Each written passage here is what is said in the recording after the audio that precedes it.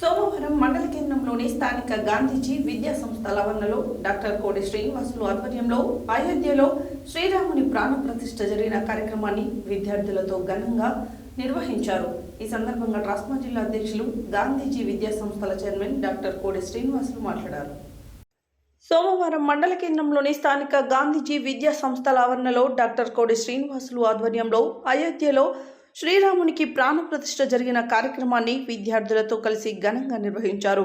ఈ సందర్భంగా ట్రాస్మా జిల్లా అధ్యక్షులు గాంధీజీ విద్యా సంస్థల చైర్మన్ డాక్టర్ కోడి శ్రీనివాసులు మాట్లాడుతూ దేశంలో ఎక్కడ చూసినా అయోధ్య రాముని స్మరణతో పండుగ వాతావరణం కనిపిస్తుందని తెలిపారు.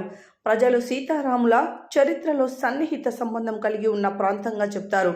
అయోధ్య రాముని ప్రాణ ప్రతిష్ఠ సందర్భంగా పాఠశాలలో ఏర్పాటు చేసిన కార్యక్రమంలో ముందుగా నాంపల్లి గాంధీజీ విద్యా సంస్థ డైరెక్టర్ కర్నాటి నాగరాజుతో కలిసి సీతారాముల చిత్రపటానికి పూలమాలలు వేసి పూజలు నిర్వహించారు. అనంతరం విద్యార్థులు సీతారామ, లక్ష్మణ, భరత, ఆంజనేయ స్వామి వేషధారణలో కనువిందు చేసిన దృశ్యాలను చూసి మురిసిపోయారు.